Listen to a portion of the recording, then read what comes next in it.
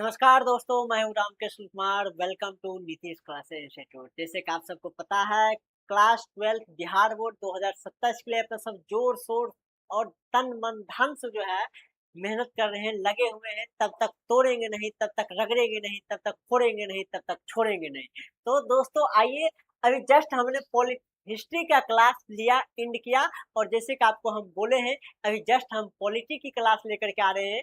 और लीजिए, आपके सामने में हाजिर हो गया है पॉलिटी की क्लास, जो भी बिहार बोर्ड इंटर परीक्षा 2027 के लिए देने वाले हैं, उसके लिए मस्त और जो है जबरदस्त क्लास लेकर के आ गए हैं।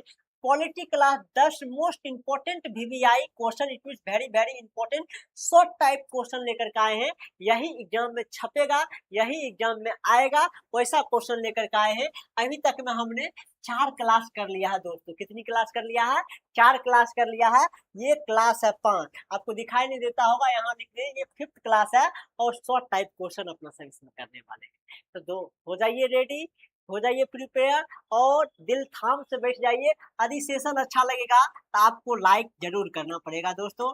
लाइक शेयर सब्सक्राइब करिए, और उसके बाद अपना सब चलते हैं क्वेश्चन की ओर। यदि वीडियो अच्छा लगेगा तो लाइक कीजिए, ठीक है।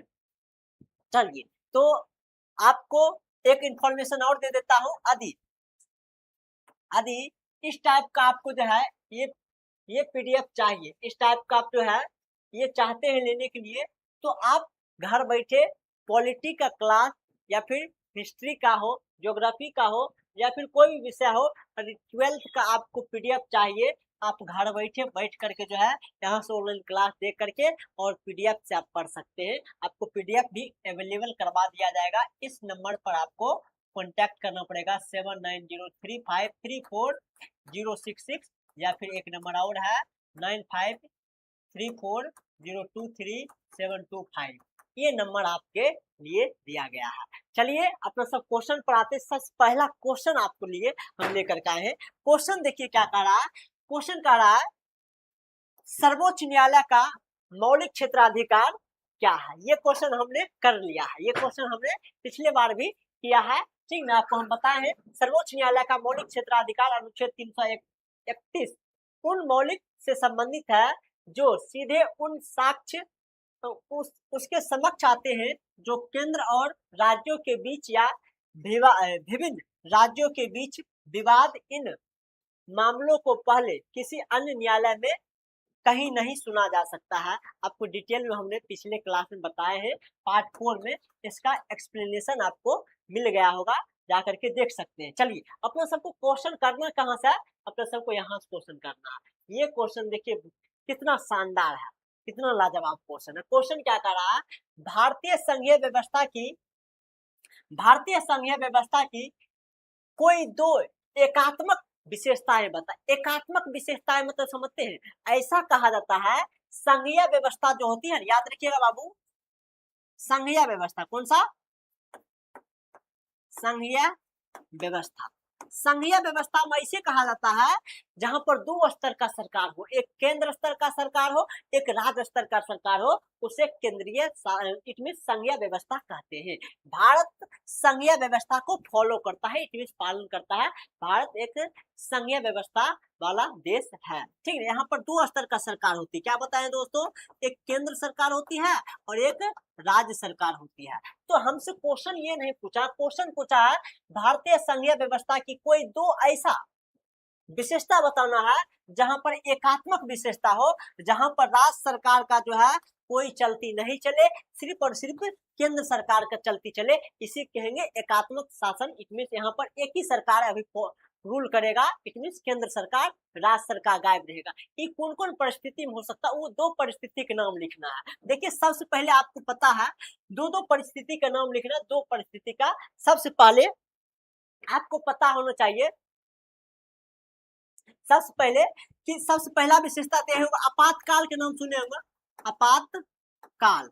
आपातकाल में क्या होता है? आपातकाल के समय, उस समय राज्य सरकार खत्म हो जाती है, केंद्र सरकार चलाती है। तो सबसे पहला एकात्मक विशेषता में आपातकाल की घोषणा के समय ये लिख सकते हैं।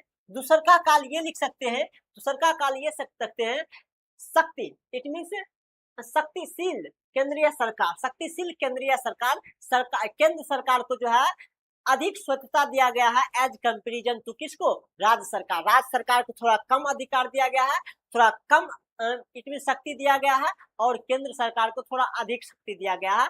यहाँ पर आप देख सकते हैं एकात्मक विशेषताएं आपको देखने के लिए मिलेगा, केंद्र सरकार को ज्यादा शक्ति दिया गया। ये टाइप का आप लिख सकते हैं, ठीक ना। आपके लिए हम लिख करके भी लिए आए हैं। देखिए क्या लिखिएगा। सबसे पहले भारतीय संघीय व्यवस्था की एकात्मक विशेषताएं निम्नलिखित है। सबसे पहला 2 पूछा गया है, आपके लिए हम 6 लेकर के आए। कितना लेकर के आए? 6 लेकर के आए हैं। देखिए सबसे पहले शक्तिशील केंद्र सरकार, इसमें लिखिएगा केंद्र को राज्यों की अपेक्षा अधिक शक्तियां प्राप्त है। ये हो गया एकात्मक विशेषताएं संघीय शासन में, ठीक है। दूसरा का एकल नागरिकता, भारत में एकल नागरिकता दिया गया। देखिए एकल नागरिकता मतलब क्या हो गया, भारत में यदि आप रहते हैं तो आप एक ही सिटीजन हुए, भारतीय सिटीजन हुए, मतलब आप भारतीय नागरिकता हुए। ना कि आप बिहार में रहते हैं तो बिहार की नागरिकता ले लीजिएगा, तमिलनाडु में रहते हैं तमिलनाडु का नागरिकता लेते नहीं। राज्य के आधार पर नागरिकता नहीं मिलता है, या फिर क्षेत्र के आधार पर नागरिकता नहीं मिलता। नागरिकता देश के आधार पर मिला है। एकल नागरिकता भारत में है, सिर्फ और सिर्फ आप भारतीय कहला सकते हैं, ना कि आप राज्य इसमें तमिलनाडु वाला कहलाइएगा या फिर बिहार वाला कहिएगा, ऐसा नहीं। क्षेत्रीय नागरिकता नहीं दिया गया। तो ये हो गया एकल नागरिकता, ठीक है। इसमें से ये देखिएगा पूरे भारत के लिए केवल एक ही नागरिकता है, ठीक है। तो दूसरा विशेषता हो गया। तीसरा ये लिख सकते हैं एकीकृत न्यायपालिका। एकीकृत न्यायपालिका, पूरे देश में एक ही न्यायपालिका है और एक ही न्याय है। जो भी यदि आप किसी का ऐसा खुदा न करता ऐसा होता नहीं, यदि आप किसी का मर्डर कर दीजिएगा तो आप कोई भी हो, प्रधानमंत्री हो, राष्ट्रपति हो, एमएलए हो, विधायक हो, सांसद हो, जो भी है, या फिर आम आदमी हो, ये आम आदमी का सजा होगा वही सजा एमएलए को होगा, वही सजा विधायक, सांसद या फिर किसी भी प्रकार का लोग होंगे, आपको एक ही सजा मिलेगा। एक ही न्यायालय है, इसी कहते हैं एकीकृत न्यायालय। पूरे देश के लिए एक ही न्यायिक व्यवस्था है, एक ही न्यायिक व्यवस्था है, इसमें एक ही न्याय मिलेगा। आप गलती कीजिएगा तो आप प्रधानमंत्री हो या फिर आम आदमी हो, एक ही न्याय मिलेगा। वही लिए यहाँ पर लिखा गया है एकीकृत न्यायपालिका, पूरे देश के लिए एक ही न्यायिक व्यवस्था है। और चौथा बात कर लेंगे आपातकालीन प्रावधान। आपातकाल में केंद्र की शक्तियां और अधिक बढ़ा दी जाती है। इट मीन्स केंद्र की शक्ति और बढ़ा देता है, राज्य की शक्ति छीन लेता है। किसमें? आपातकालीन के दौरान। किसके दौरान? आपातकालीन के दौरान। ये सब आप क्या बता सकते हैं? ये सब जो है कब व्यवस्था संघीय व्यवस्था में लागू होगा? ये सब एकल विशेषता का उदाहरण है। किसका? एकल विशेषता का उदाहरण है। समझ रहे नहीं दोस्तों? और 5वां लिख सकते हैं राज्यपाल की नियुक्ति। राज्यपाल की नियुक्ति राष्ट्रपति द्वारा की जाती है। हाँ, ऐसे देखिए संघीय व्यवस्था में क्या होता है, यहाँ पर वोटिंग होता है। क्या होता है? वोटिंग। इट मीन्स राज्य में कोई भी एमएलए हो, सांसद हो या फिर कोई भी है तो उसको वोटिंग करके लाया जाता है। लेकिन केंद्र में भी जो है लोकसभा जितना भी सदस्य होता है सब चुना हुआ रहता है, प्रतिनिधि के द्वारा चुना होता है। लेकिन ये राज्यपाल जो होते हैं, जो कि प्रत्येक राज्य के जो है विधानसभा में जो स्पीकर का काम करता है राज्यपाल, वो राज्यपाल किसके द्वारा नियुक्त होता है? राष्ट्रपति के द्वारा, ना कि कोई लोगों के द्वारा। एक ही व्यक्ति के द्वारा नियुक्त होगा कि नहीं, इसीलिए ये एकात्मक विशेषता में आ जाएगा राज्यपाल की नियुक्ति। राज्यपाल की नियुक्ति राष्ट्रपति द्वारा की जाती है। और 6ठा विशेषता लिखेंगे अखिल भारतीय सेवाएं। जैसे आईएएस, आईपीएस आदि सेवाएं केंद्र के अधीन होती है और पूरे देश के लिए कार्य करती है। जैसे कि आईएएस हो गया या फिर आईपीएस हो गया, ये एक ही के लिए काम करता है। किसके लिए? ये काम करता है सिर्फ और सिर्फ केंद्र सरकार के लिए। किसके लिए? केंद्र सरकार के लिए। ये राज्य सरकार के लिए कार्य नहीं करता है, इसीलिए इसको भी अपना सब किसी में लिखे हैं, एकात्मक विशेषताएं में लिखे हैं अखिल भारतीय सेवाएं। इट मीन्स जैसे आईएएस, आईपीएस आदि सेवाएं केंद्र के अधीन होती है और पूरे देशों के लिए कार्य करती है। ये हो गया एकात्मक विशेषताएं हो गया संघीय शासन में जो है संघीय व्यवस्था में जो है भारत में जो है, ये एग्जांपल दे रहे हैं आपको एकात्मक विशेषताएं का। चलिए आपको आई होप समझ में आ गया होगा। गुरुजी ये क्वेश्चन आपको हम 5 नंबर के लिए बताए हैं, 5 विशेषता लिखिएगा, लेकिन 2 पूछा है तो आप कोई भी 2 इसमें से उठा करके लिख सकते हैं, कोई दिक्कत नहीं है। पहला क्वेश्चन आपको अच्छा लगा तो एक बार लाइक शेयर सब्सक्राइब जम के कीजिए और अपने साथी सखा संबंधी सभी को बुला लीजिए। आ जाइए, यहाँ पर आ गए हैं नीतीश क्लासेस पढ़ाने के लिए पॉलिटी, रामकृष्ण सर। और ये ऐसे पढ़ाते हैं कि दिमाग में ठनक से घुसता है। आप नहीं समझिए, अपने दोस्तों यारों को भी बताइए। चलिए हम देख लेते हैं कौन कौन हमारे साथ एक बार आ गए हैं, इसमें आ गए हैं कौन कौन हमारे साथ, एक बार हम देख लेते हैं। चलिए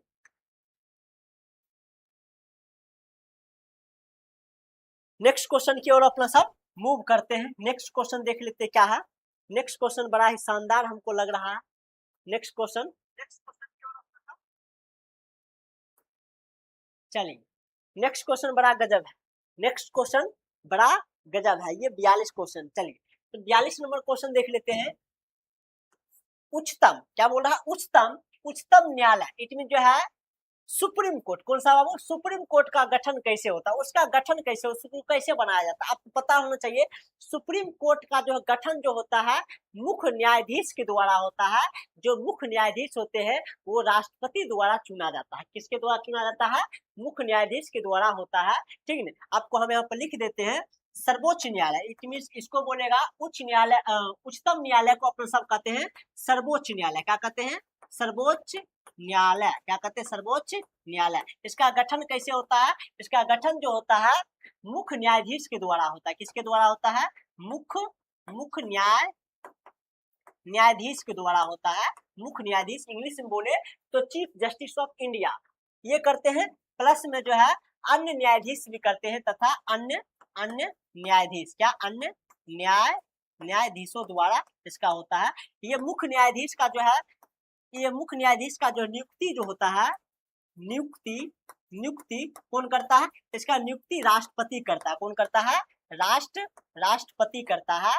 ठीक है, और सर्वोच्च न्यायालय जो होता है ये क्या करते हैं, ये जो है संविधान की व्याख्या करते हैं। क्या करते हैं, संविधान की व्याख्या करते हैं। क्या करते हैं, संविधान की व्याख्या, क्या करते हैं, व्याख्या करते हैं, या फिर इसी को संविधान की रक्षा भी करते हैं। क्या करते हैं, संविधान की रक्षा करते हैं। ठीक ना, ये उच्च न्यायालय, सॉरी सर्वोच्च न्यायालय क्या करता है, सर्वोच्च न्यायालय। आई होप आपको समझ में आ गया है सर्वोच्च न्यायालय का जो है गठन कैसे होता है। सर्वोच्च न्यायालय का गठन मुख्य न्यायाधीश और अन्य न्यायाधीशों द्वारा की जाती है।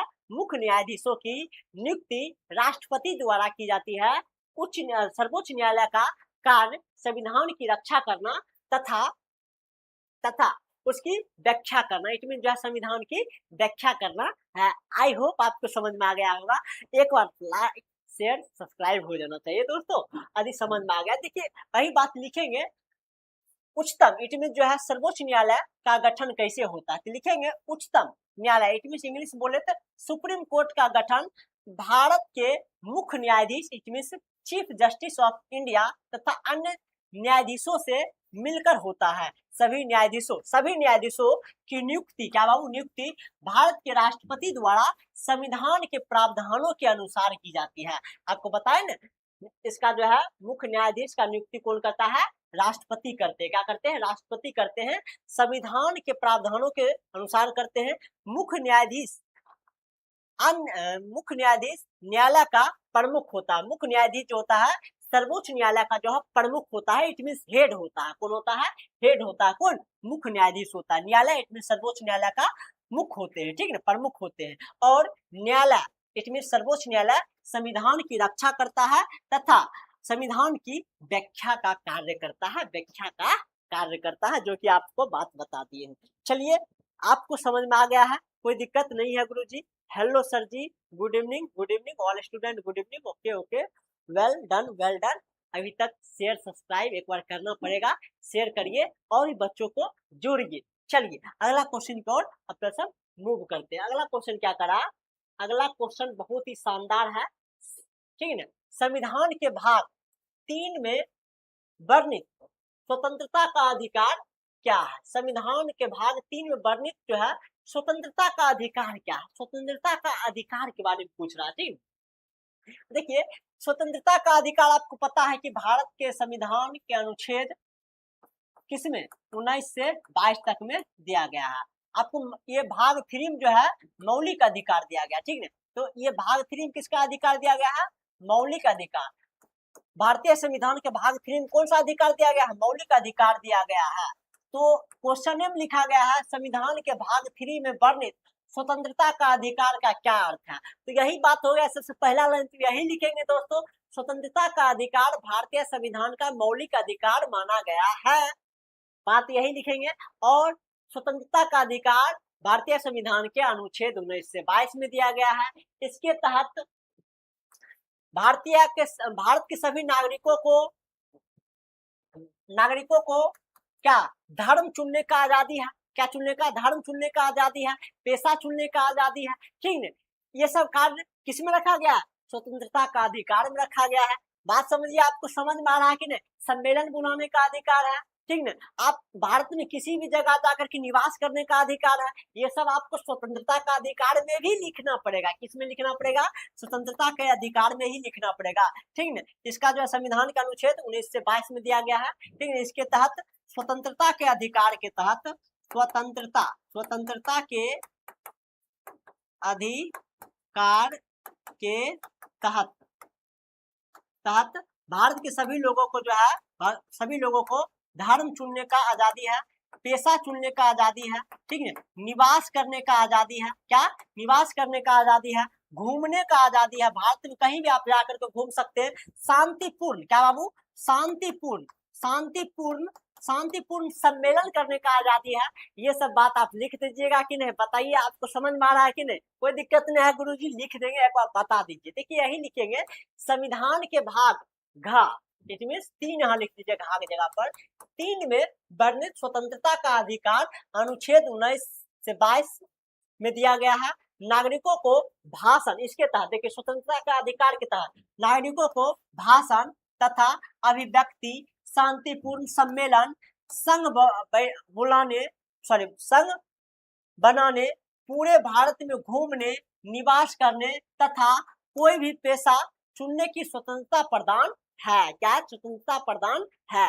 ये बात आप आराम से लिख सकते हैं कि नहीं? गुरुजी कोई दिक्कत नहीं है, नो डाउट, आराम से क्लियर हो गया है। वीडियो अच्छा लग रहा है तो एक बार लाइक जरूर होना चाहिए दोस्तों। इसके लिए मेहनत लगता है और थोड़ा सा इसमें जो है कठिन परिश्रम लगता है, बिकॉज ऑफ एजुकेशन जो है बहुत ही हार्ड है। अन्य पेशे से आपको पता है, सबसे जो है ये बस की बात नहीं होती है दोस्तों, आपको हम बता दें, ठीक है। चलिए कम टू द पॉइंट, अगला क्वेश्चन की ओर अपना सब मूव करते हैं। चलिए 44 नंबर क्वेश्चन पर आ गया है। अपना सबको 10 इंपॉर्टेंट करना है। कितना करना है?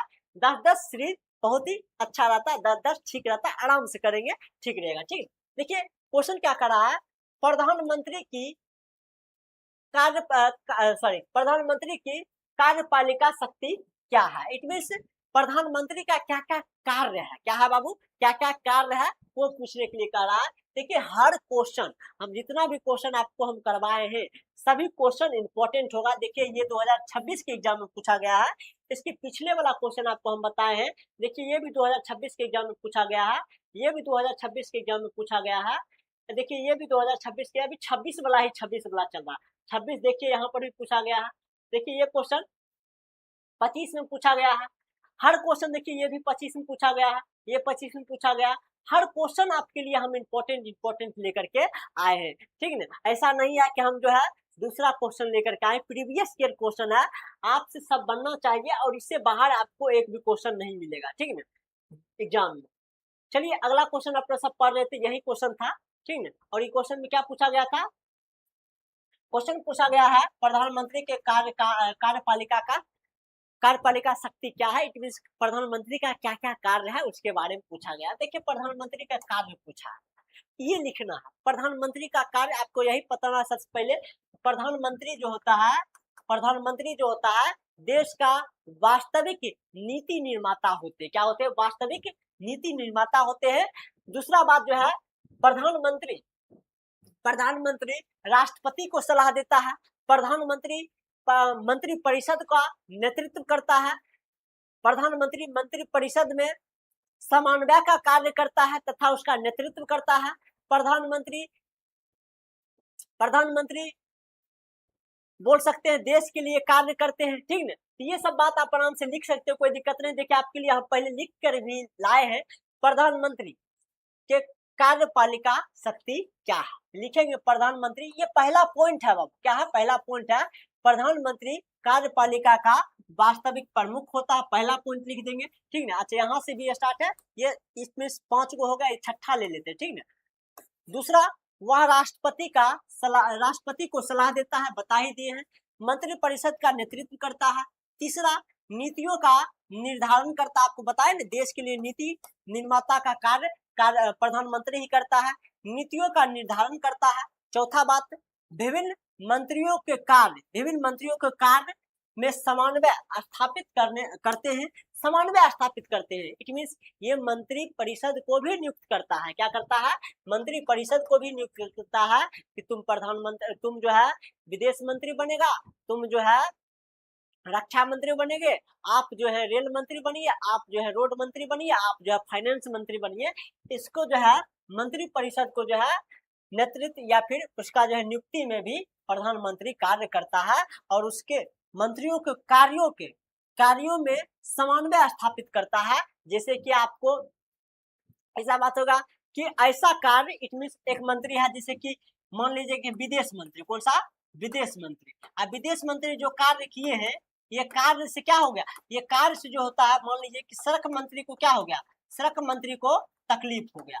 आप देखिए ये दोनों विवाद हो जाएगा, क्या हो जाएगा, विवाद हो जाएगा। ये दोनों को विवाद ना बढ़े, इसके बीच में समन्वय के कार्य कौन करेगा, इसके बीच में समन्वय के कार्य जो है प्रधानमंत्री करेंगे। It means PM, prime minister, means Modi सरकार करेंगे, क्या करेंगे, मोदी सरकार करेंगे, ठीक है। वही बात यहाँ पे लिखल है, विभिन्न मंत्रालयों के कार्यों में समन्वय स्थापित करने का कार्य करता है। और 5वां पॉइंट लिखेंगे, वह सरकार की प्रमुख नीतियां का चेहरा होता है। सरकार का जो नीतियां जो भी होता है, जो भी नीति लाता है सरकार, जो भी नीति लाया गया है, उसका प्रमुख चेहरा, जो बात करेंगे प्रमुख चेहरा, उसके पीछे कौन रहता है, सबसे प्रमुख, सबसे मेन, वो होते हैं पीएम। कौन होते हैं, पीएम, प्राइम मिनिस्टर। चलिए, आई होप आपको जो है 5 पॉइंट समझ में आ गया, कोई दिक्कत नहीं है, कोई दिक्कत नहीं है, 5 पॉइंट आपको समझ में आ गया। अगला क्वेश्चन की ओर अपना सब मूव करते हैं, क्या करते हैं, अगला क्वेश्चन की ओर मूव करते हैं। देखिए अगला क्वेश्चन बड़ा ही गजब है, क्या है, गजब है। क्या कर रहा है, राज्य के मुख्यमंत्री के 2 महत्वपूर्ण कार्य बताए, या फिर ये क्वेश्चन ये भी पूछ सकता है, राज्य के मुख्यमंत्री का 2 कार्यपालिका बताए, कार्यपालिका बताए, कार्यपालिका बोले या फिर कार्य बोले, दोनों बात एक ही होता है, याद रखिएगा। इसके पीछे बात भी आपको हम बताए हैं, ठीक। चलिए लिखेंगे, आपको सॉरी, तो मुख्यमंत्री का जो है कार्य पूछा गया है, तो आपको बताना है राज्य के मुख्यमंत्री के महत्वपूर्ण कार्य निम्नलिखित है। सबसे पहले, मंत्री राज्य सरकार का वास्तविक कार्यकारी प्रमुख होता है। मुख्यमंत्री जो होता है राज्य सरकार के लिए, देखिए मुख्य प्रधानमंत्री होगा तो वो देश के कार्य के लिए जो है मुख्य प्रधान होता है, लेकिन ये जो है ये मुख्यमंत्री है, तो मुख्यमंत्री का शक्ति कहाँ तक, राज्य तक रहता है, कहाँ तक रहता है, राज्य तक रहता है। लेकिन पीएम रहेगा तो उसका शक्ति कहाँ रहेगा, पूरा देश तक, इट मीन्स केंद्र पर रहेगा, कहाँ पर रहेगा, केंद्र पर रहेगा। यहाँ पर मुख्यमंत्री की बात कर रहे हैं, तो लिखेंगे मुख्यमंत्री राज्य सरकार का वास्तविक कार्यकारी होता है। यदि पीएम की बात करता है, मुख्यमंत्री प्रधानमंत्री देश का वास्तविक कार्यकारी प्रमुख होता है। इस टाइप की बात करेंगे कि नहीं। और दूसरा बात देखेंगे, वह मंत्री परिषद का गठन करता है तथा मंत्रियों के कार्यों का समन्वय और नेतृत्व करता है। ये देखिए वहां पर भी आपको हम बताए हैं, यहाँ पर भी बताए हैं, मंत्री परिषद का क्या करता है, नेतृत्व करता है, या फिर जो है उसका जो है कार्यों का समन्वय करता है। और यहाँ पर भी बताए हैं कि मुख्यमंत्री जो होता है मंत्रियों के कार्यों का समन्वय और नेतृत्व करता है। तो बोलिएगा गुरुजी आप प्रधानमंत्री में भी बताए कि मंत्री परिषद का कार्य और उसके जो है नेतृत्व करता है, और यहाँ पर भी बताया उसका कार्यों का समन्वय और जो है उसका नेतृत्व करता है। आपको समझना पड़ेगा, यहाँ पर समझना पड़ेगा, क्या समझना पड़ेगा, वो जितना भी बात हुआ था इससे पिछले वाला क्लास में, वो केंद्र सरकार के लिए होता। इट मीन जो दिल्ली में बैठेंगे ना, लोकसभा और राज्यसभा, उसके बारे में बात हो रहा था, ठीक है। इट मीन्स वो सदन का बात हो रहा था, संसद का बात हो रहा था, किसका बात हो रहा था, संसद का बात हो रहा था। और ये जो बात होगा यहाँ पर मुख्यमंत्री जो बात करेंगे वो मंत्री सॉरी वो जो है बात करेंगे, वो जब भी बात करेंगे वो विधानमंडल का बात करेंगे, किसका, विधानमंडल का बात करेंगे। इट मीन्स ये बात करेंगे विधानसभा और विधान परिषद का, किसका, विधान परिषद में जो है, परिषद में जो सदस्य रहेगा। और ये बात याद रखिएगा, विधानसभा और विधान परिषद प्रत्येक राज्य में हो सकता है या फिर दो राज्यों को मिला करके हो सकता है। ये राज्य का स्तर का बात कर रहा था, वो केंद्र स्तर का बात कर रहा था। तो दो होता है, यदि एक जो होता है रेल मंत्री होगा तो एक पूरा देश के लिए भी होता है, एक रेल मंत्री होता है प्रत्येक राज्य के लिए भी होता है। और राज्य वाला जो है वो किसके अंदर में आता है, मुख्यमंत्री के अंदर में आता है। और पूरा देश के लिए वाला जो होगा वो जो है केंद्र सरकार के अधीन आएगा, इट मीन पीएम के अधीन आता है। बात समझे कि नहीं, ये बात आपको कह रहे हैं हम, ठीक है ना। तो अभी जितना भी बात हो रहा है किसके, आप समझ गए हैं, इट मीन विधानमंडल का बात हो रहा है, ठीक है। वह मंत्री परिषद का गठन करता है तथा मंत्रियों के कार्यों का समन्वय और नेतृत्व करता है। बात समझ में आ गया। राज्य की नीतियों एवं प्रशासन का संचालन करता है। राज्य का जो नित्य भी नीति है, जैसे कि अभी आपको पता है कि बिहार में जो है शराब बंद है, शराब क्या है, शराब बंद है, शराब क्या है, बंद है आदि। मान लिया मुख्यमंत्री सम्राट चौधरी जी चाहेंगे कि ये शराब फिर से बिहार में चालू भी करवा सकते हैं, बिकॉज ऑफ राज्य का जो है नीति बनाने का कार्य किसके पास है, हमारे माननीय मुख्यमंत्री सम्राट चौधरी जी के पास है, ठीक है। तो ये जो है राज्य का नीति निर्माता होते हैं और प्रशासन का भी संचालन करते हैं। अभी जितना भी पुलिस है, बिहार पुलिस है, ये किसके अंडर में होंगे, हमारे माननीय मंत्री मुख्यमंत्री किसके अंदर में, इट मीन सम्राट चौधरी जी के अंदर में होंगे, ठीक है। वही बात राज्यों की नीतियों एवं प्रशासन का संचालन करता है।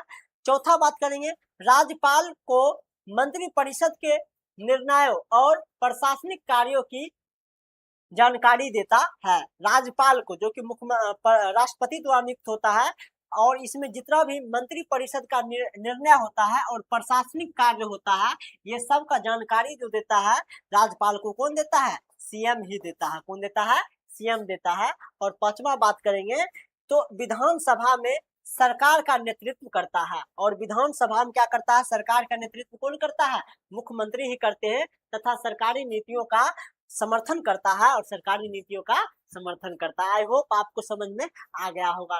यदि वीडियो अच्छा लगा तो एक बार लाइक, ये समझ गया तो इसके लिए भी एक बार लाइक। चलते हैं अगला क्वेश्चन की ओर मूव करते हैं। देखिए अगला क्वेश्चन क्या है, अगला क्वेश्चन बड़ा ही शानदार है, ठीक है।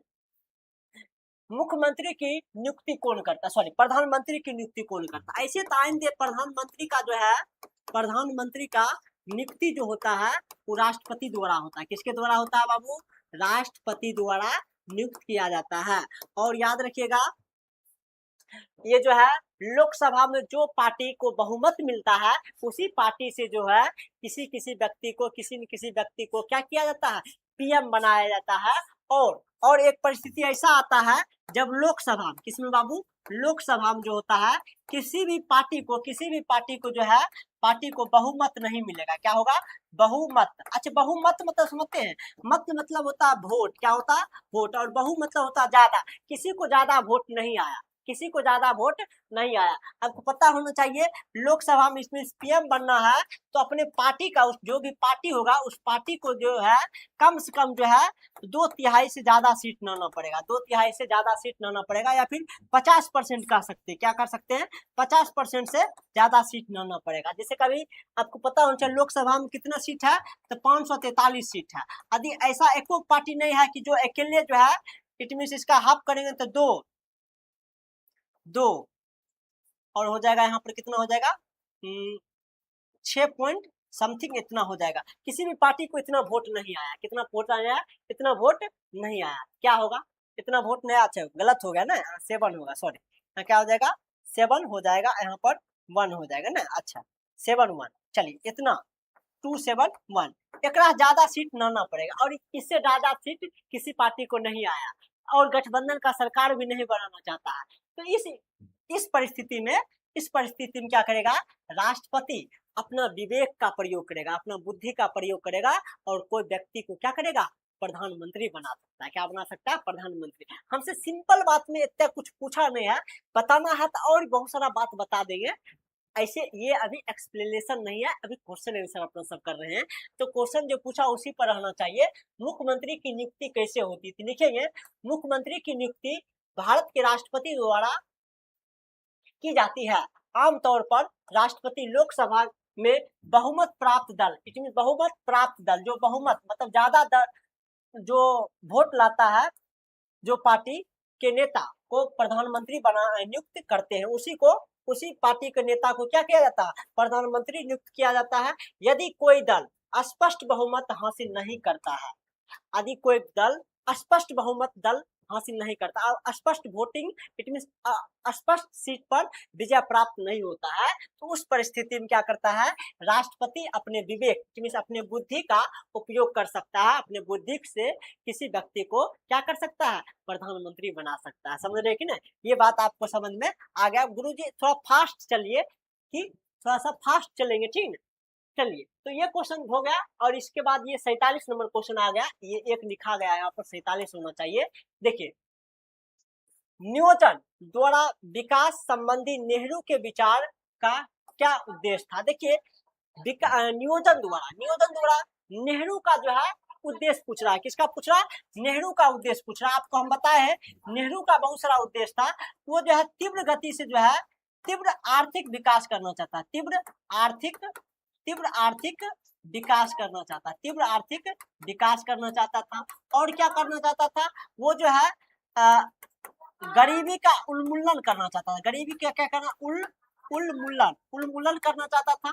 और क्या करना चाहता था, वो जो है आत्मनिर्भर बनना चाहता है। क्या बनना चाहता था, आत्मनिर्भर बनना चाहता था, ठीक है। ये उसका उद्देश्य था। लिख देंगे क्या क्वेश्चन कर रहा है, नियोजन द्वारा विकास संबंधी नेहरू के विचारों के उद्देश्य क्या थे। लिखेंगे नेहरू का नियोजन द्वारा विकास का उद्देश्य निम्नलिखित है। पहला, तीव्र आर्थिक विकास करना। दूसरा का सामाजिक न्याय, इट मीन सामाजिक न्याय करना, सभी को एक साथ न्याय करना, सभी का एक साथ विकास करना।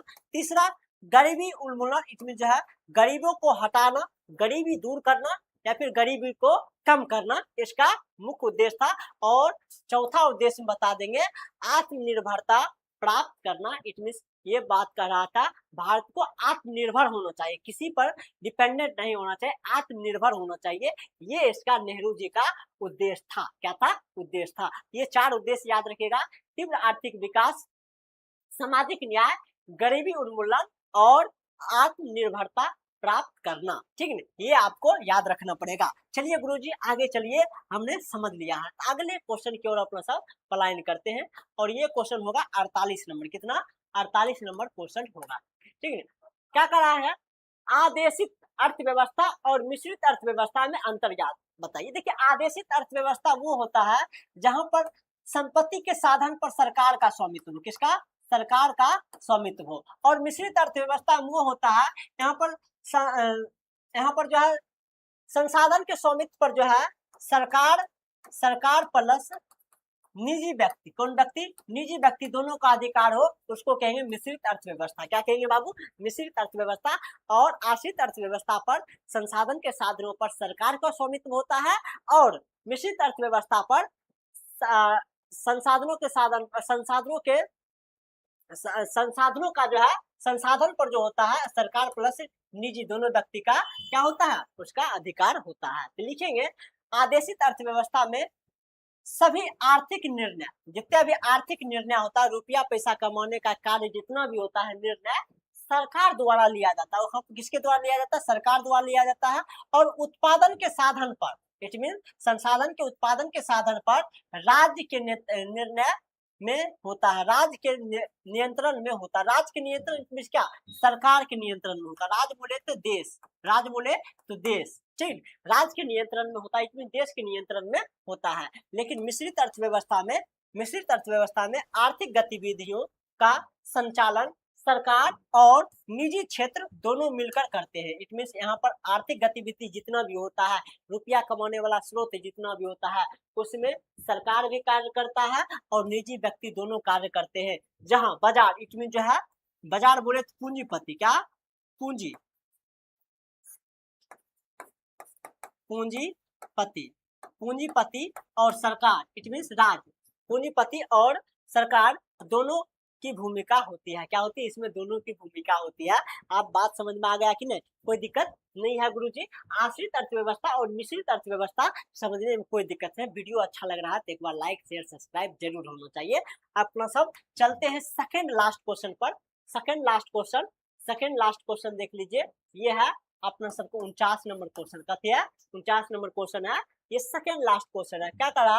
विकास संबंधी नेहरू एवं गांधी के विचारों के में अंतर स्पष्ट करें। देखिए यहाँ पर कहा कि विकास के संबंधी में नेहरू जी का और गांधी जी में क्या विचारों में क्या अंतर था, उसको स्पष्ट करने का था। आपको पता है ना, गांधी जी का मानना था विकास कैसा हो, विकास जो है, विकास कैसा हो, ऐसा विकास हो जिसमें ज्यादा औद्योगिकरण ना हो, सभी को कुटीर उद्योग पर ज्यादा फोकस दिया गया गांधी जी के विचारों में। लेकिन नेहरू जी के विचारों में क्या था? तीव्र आर्थिक विकास, इसमें तेजी से विकास हो। इट मीन ये जो है औद्योगिकरण पर आधारित था, मतलब बड़ा बड़ा फैक्ट्री लगाए, बड़े पैमाने पर जो उद्योग धंधा खुला। किसका कहना था? नेहरू जी का। लेकिन गांधी जी क्या कहना था? कुटीर उद्योग से अपना सबको आगे बढ़ना है, ठीक है। इसी टाइप का इसका भी था, ठीक है। लिख देंगे, नेहरू ने भारी उद्योगीकरण, इट मीन भारी उद्योगीकरण और बड़े पैमाने पर विकास का समर्थन किया। नेहरू का क्या कहना था कि भारी औद्योगिकरण हो, औद्योगिकरण बहुत तेजी से हो, it mean industrialisation, it mean बड़े बड़े पैमाने पर फैक्ट्री लगे, बड़ा बड़ा फैक्ट्री लगे, मशीनाइजेशन आए, इट मीन जो है मशीनीकरण आए, क्या है? मशीनीकरण हो और बड़े पैमाने पर विकास हो। क्या हो? बड़े पैमाने पर विकास हो। और जबकि गांधी जी ने ग्राम स्वराज, ग्राम स्वराज, कुटीर उद्योगों और आत्मनिर्भरता पर आधारित ग्रामीण विकास को प्राथमिकता दी। और वही गांधी जी किसका प्राथमिकता दिए? ग्राम स्वराज, इसमें गांव में जो छोटा छोटा काम हो रहा है उस पर ये जो है अपना निशाना टिकाया, और जो है कुटीर उद्योगों पर अपना विकास का ध्यान केंद्रित किया। कुटीर उद्योग मतलब छोटे पैमाने पर उद्योग हो, ना कि बड़े पैमाने पर उद्योग हो, और आत्मनिर्भर हो। क्या हो? आत्मनिर्भर हो, ठीक है, इस पर दिया है। और नेहरू, फिर अगला डिफरेंस लिखेंगे, नेहरू आधुनिक प्रौद्योगिकी के पक्षधर थे। ये आधुनिकी प्रौद्योगिकी, इट मीन इतना जो है एडवांस लेवल आ रहा है, इतना जो है अब लोग काम करना छोड़ करके अब रोबोट से काम करवा रहा है। अब इतना बड़े पैमाने पर बड़का बड़का मशीन लग रहा है जो कि 1000 लेबर के बराबर एक मशीन ही कार्य कर देता है। उस पर ये प्रौद्योगिकी, जो आधुनिक प्रौद्योगिकी है, उस पर जो है नेहरू अपना ध्यान केंद्रित करते थे, उसका पक्षधर थे। वही गांधी जी जो थे सादगी जीवन, किसके? सादगी और जो है पर्यावरण मित्र विकेंद्रीकरण विकास चाहते थे। विकेंद्रीकरण विकास मतलब समझते हैं, वैसा विकास जहां पर विकास जो है सभी लोगों में डिस्ट्रीब्यूट हो जाए, सिर्फ एक ही व्यक्ति जो है विकास ना करे, सिर्फ और सिर्फ जो है उच्च वर्ग और ऊंचा बन गया, निम्न वर्ग और नीचा रह गया, ऐसा विकास नहीं चाहते। ये विकेंद्रित विकास चाहते हैं, मतलब कि अमीर गरीब सबका विकास हो, सबका भला हो। क्या हो? सबका भला हो, इस पर रहता था। और ऐसा विकास चाहते हैं ताकि जिससे जो है ऐसा विकास चाहते थे जिससे जो है पर्यावरण क्या हो, पर्यावरण का नुकसान नहीं हो, वो क्या हो, वो मित्र बनकर रहे। इट मीन जो है ऐसा विकास चाहते हैं जिस पर पर्यावरण एक उसका नुकसान नहीं हो। ये था गांधी और नेहरू में क्या चीज? डिफरेंसेस। क्या था बाबू? ये था गांधी और नेहरू में डिफरेंसेस। गुड इवनिंग भैया, good evening all student, good evening. बताइए कहाँ थे, हाउ आर यू, कैसे हैं आप सब? क्या मस्त तन धन मन से पढ़ाई लगाए जो है, पढ़ाई लिखाई में लग्न होंगे, पढ़ते लिखते होंगे, कोई दिक्कत नहीं है, ठीक है।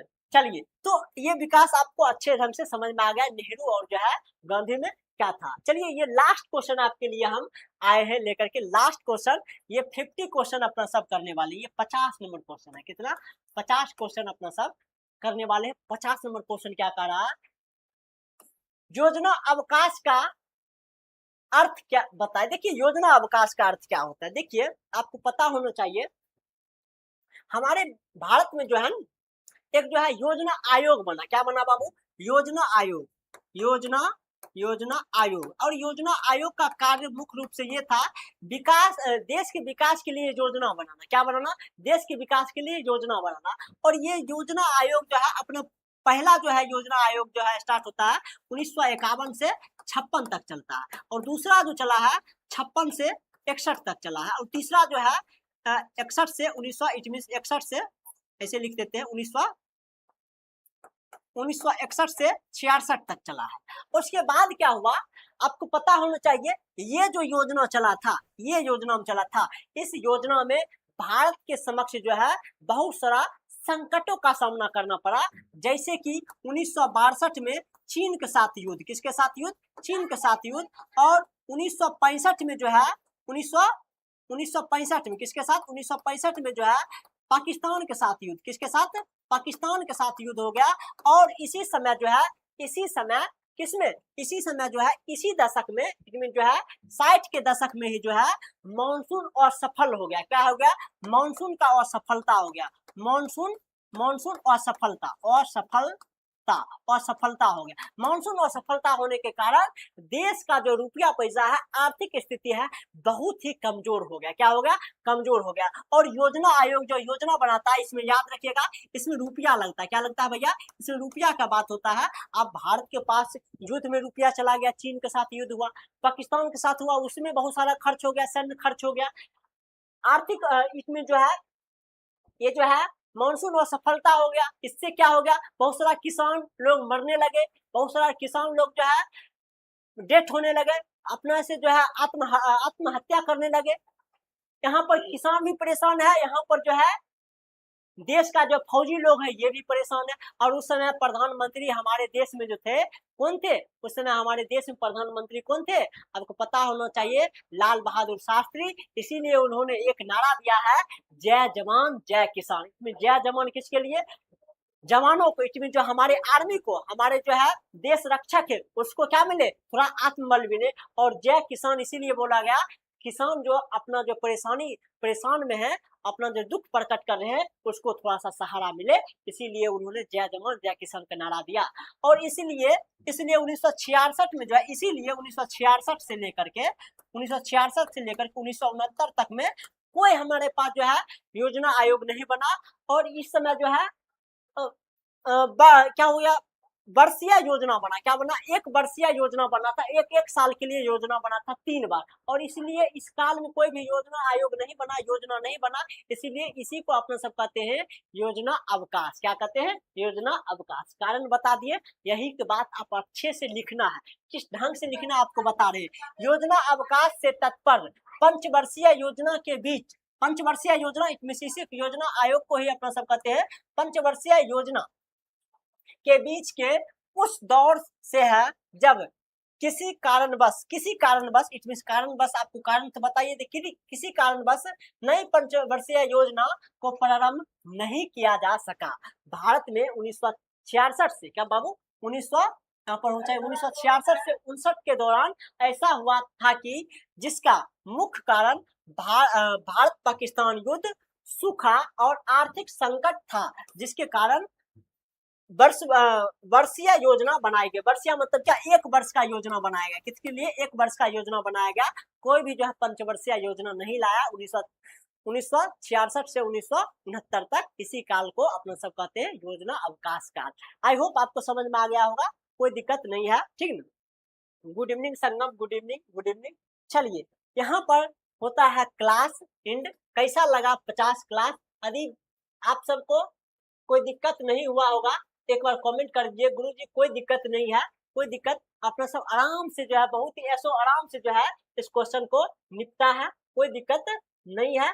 चलिए, क्लास एक बार कैसा लगा उसका राय विचार हमारे कमेंट में आ जाना चाहिए, ठीक ना। फिलहाल वीडियो अच्छा लगा तो लाइक शेयर सब्सक्राइब करना चाहिए। और याद रखिए ये सब PDF यदि आपको चाहिए आप जो है इस नंबर पर भी कॉन्टैक्ट कर सकते हैं, ठीक ना।